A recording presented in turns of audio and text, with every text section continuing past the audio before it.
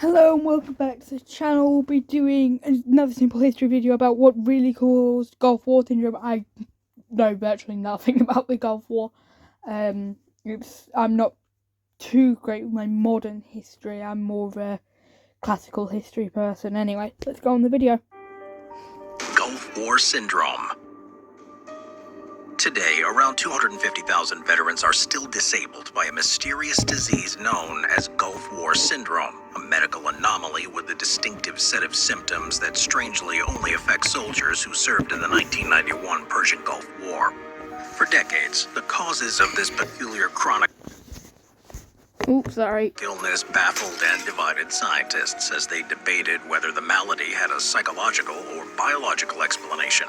And it's only recently, over 30 years after the end of the conflict, that some of them have claimed to have found the I presume it's a sort of post-traumatic stress disorder, or a complication due to that, which was caused by the extreme fighting of the Gulf War. definitive answer.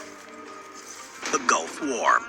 On August 2nd, 1990, Saddam Hussein ordered Iraqi troops to cross the border into neighboring Kuwait just 2 hours after the breakdown of peace negotiations, claiming that Kuwait was always going to be a hotbed of tension because it was right between the West and the East, and two people who hated each other with great passion. the Kuwaitis were illegally extracting oil from the Al Rumayya oil fields that straddled both sides of the frontier. By August 8th, Hussein had formally annexed Kuwait and was referring to it as Iraqi's 19th province. In response, a 956,000-strong NATO peacekeeping mission dubbed Operation Desert Storm. Yes, and was very famous for trying to stop it, and I think actually did take over Kuwait eventually, but it took quite a while and was not a very successful, given the amount of time it took and the amount of resources and men. Composed of soldiers from the USA, the UK, France, the UAE, Egypt, and many other nations, was sent to the Middle East to liberate Kuwait from an Iraqi army that numbered around 650,000 personnel. On the morning of January 17, 1991, Operation Desert Storm commenced with a devastating U.S. airstrike targeting Iraqi air defenses. Yes, well, of course they would. They would try and... what they tried to do is they tried to suppress them as much as possible so that and suppress the morale and and to try and cut off their air superiority, because the US and NATO didn't have much of an area for to land on or to even set off from, and then with the telecommunication lines they tried to cut that off so that they couldn't communicate with the front line, meaning that in theory, breakdown of communication means an easier loss to a war. Communication relays, weapon factories, and oil refineries. Following a 5-week campaign of aerial bombardment, NATO ground troops would finally make an appearance on February 24th for Operation Desert Saber, where they were ordered to make incursions into Kuwait and southern Iraq. It would prove a decisive intervention, for within the space of just 4 days, the Iraqis were expelled from Kuwait, while NATO forces penetrated the region of Iraq just south of the contested Al Rumayya oil field. Well, they kind of had to, because, you know, if the oil fields weren't penetrated, then it would have created an easier chance for Kuwait to be taken by the Iraqi forces, and it meant that Kuwait then had control of them, and if Kuwait had control of them, it meant that in theory, Kuwait could start making money again. Overcoming the last pocket of Iraqi resistance there a day before a ceasefire was announced on February 28th, where Saddam Hussein agreed to the respective sovereignty of Kuwait and to dispose all of his weapons of mass destruction. Gulf War Syndrome and symptoms. Although the war had officially ended, for many Gulf War participants on both sides, it would mark the start of another more It was weird because it was such a short war that it had its own disease to come from it. Personal battle. With the ink barely dried on the armistice documents, many veterans began to contract a diverse catalog of perplexing symptoms, ranging from cognitive issues like depression, forgetfulness, loss of focus, and insomnia, to physiological problems such as headaches, fatigue, back pain, as well as respiratory and gastrointestinal disorders. 6 months after the war came the release of the first documented cases of Gulf War syndrome from the US, the UK, Canada, Australia, and Denmark. But it was only after the 1998 landmark passing of the Persian Gulf War Veterans Act by the U.S. government that a serious evaluation of Gulf War syndrome was undertaken, with researchers initially believing this multi-symptom sickness to be either the result of psychological trauma or a consequence of chemical overexposure. Like, at this point, I think more towards the side of psychological, because it had insomnia, depression, memory loss, and loss of focus, which are all symptoms of PTSD, and physiological problems as well of but the physiological problems may show more of a actual thing wrong with the body, which could be more a chemical side effect. So at the moment I'm very unsure. Explanations: psychological or biological? Psychological stressors. Among the first explanations offered for Gulf War syndrome was that similar to post-traumatic stress disorder, or PTSD, suggesting it was a psychological disorder arising from the stresses of combat, with advocates pointing to the well-established fact that traumatic experience could cause a multitude of psychological and biological side effects. Yeah.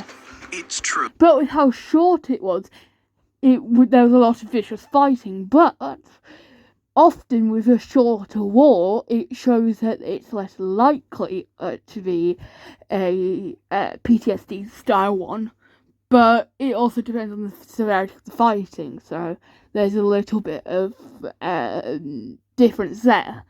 So it's a little bit annoying to actually conclusively say that it isn't, because there is still a small chance that it could be, because of the way it works. That although the Gulf War was brief, it was just as violent as many other conflicts. A survey of thousands of combatants revealed that they were most distressed when witnessing the death or injury of an enemy soldier, being attacked by enemy fire, or seeing a comrade wounded or killed in front of their eyes. While many captured U.S. Marines have related how they were brutally tortured by Iraqis and were routinely electrocuted, beaten, and struck with canes, pieces of wood, and which shows that PTSD could still be a thing that could worry us, because in World War I and World War II, we saw that PTSD could also happen to prisoners of war because of the way that they were treated by the Germans and Italy and Austria during World War I and World War II, giving evidence that in fact it could still be a psychological one. Improvised whips.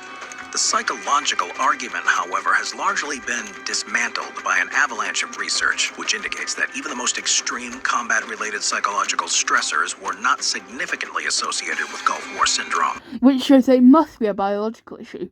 But what biological issue can cause symptoms such as depression, which is normally, which after a war is often shown by post-traumatic stress disorder? To add to this, rates of PTSD were found to be much lower in Gulf War veterans, while the vast majority of Gulf War syndrome sufferers were not found to have a psychiatric illness.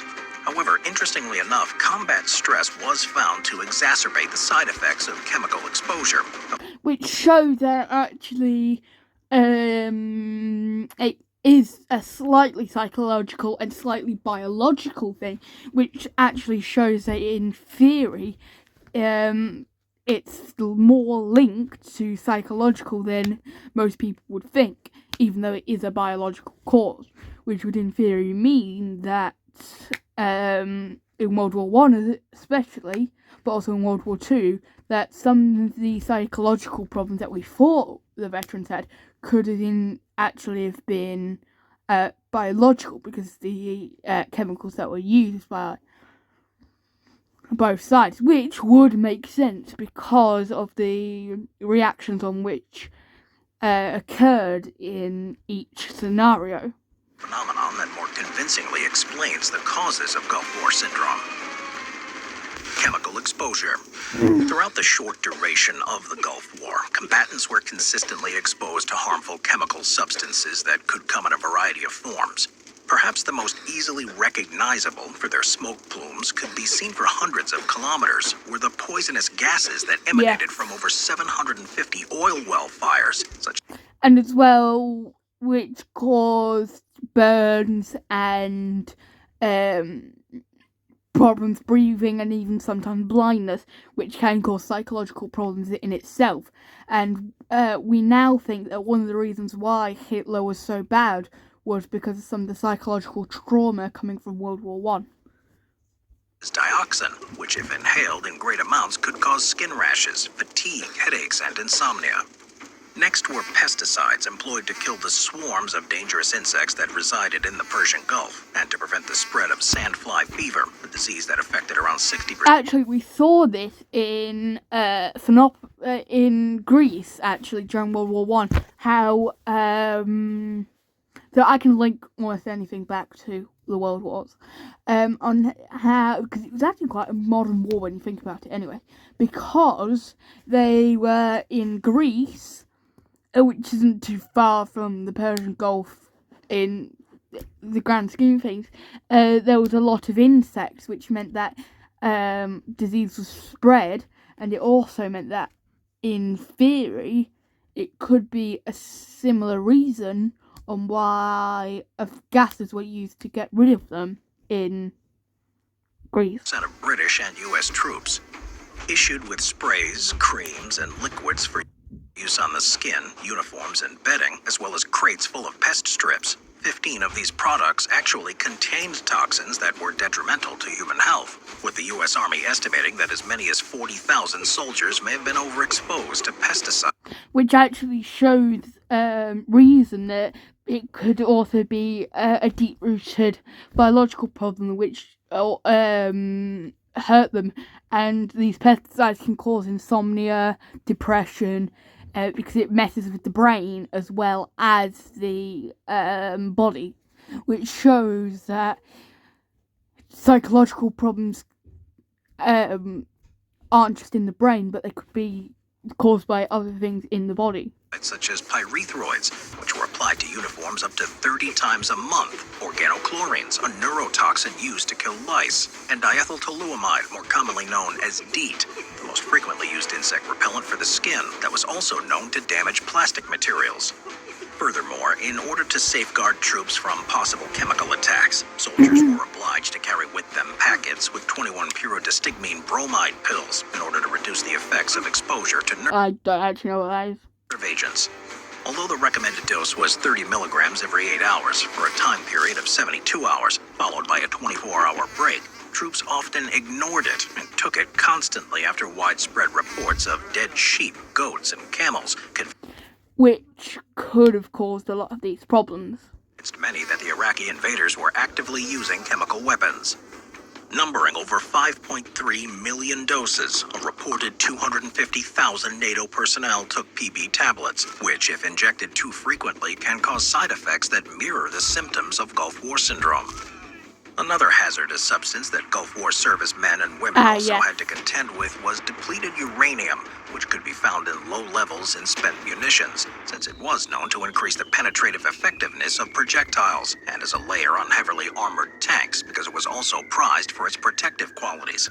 Overall, DU-infused missiles hit a total of 21 NATO vehicles, while many troops suffered overexposure during a cleanup operation in July which were of 1990. actually illegal by the Geneva Convention, but of course we're talking about Saddam Hussein here, who was famous for going against the Geneva Convention because he didn't think it was necessary.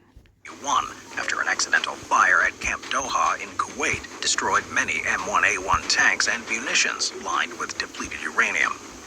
Lastly, low-level exposure to sarin, a nerve agent first synthesized in Germany in the 1930s, as Yes. well as mustard gas, a staple of chemical warfare created in 1822 and widely used in the First World War, have been pointed to as a possible high-risk factor for Gulf War syndrome. The appearance of these chemicals has been attributed to the bombing of Iraqi chemical plants from January 19th to the 24th of 1991, and the subsequent decision to disregard the warnings of chemical alarms on the basis that they were false and meant to cause panic among the Allies.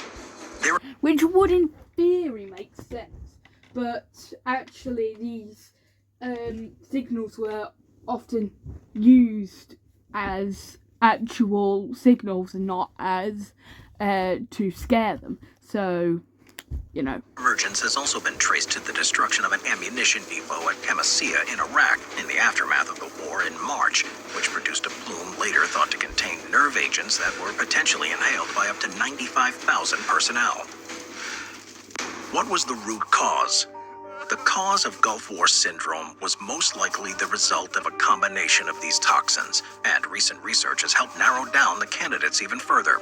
Although many were convinced for a long time that their chronic condition was the result of irradiation, a study from 2020 from the University of Portsmouth examining the levels of depleted uranium in the bodies of patients diagnosed with Gulf War syndrome found that none had been majorly exposed to it.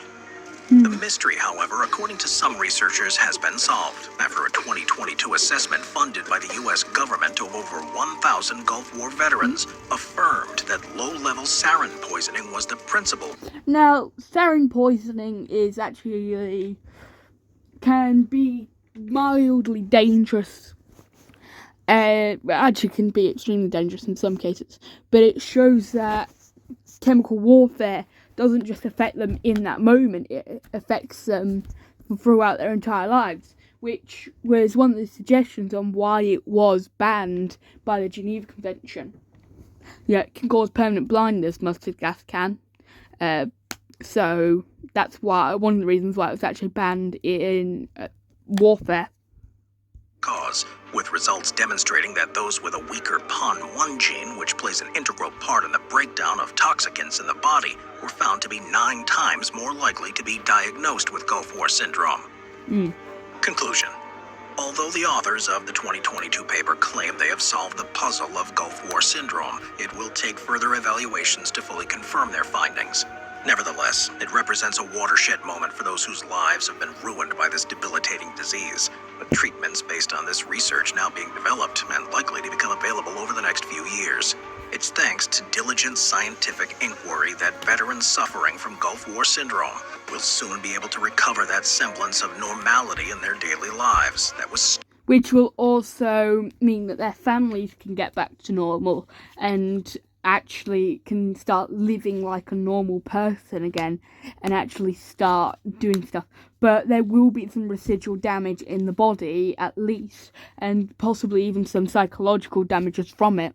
stolen from them by one of the most terrifying nerve gases of the modern era.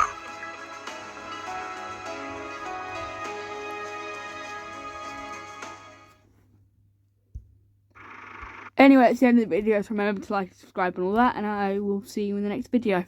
Bye.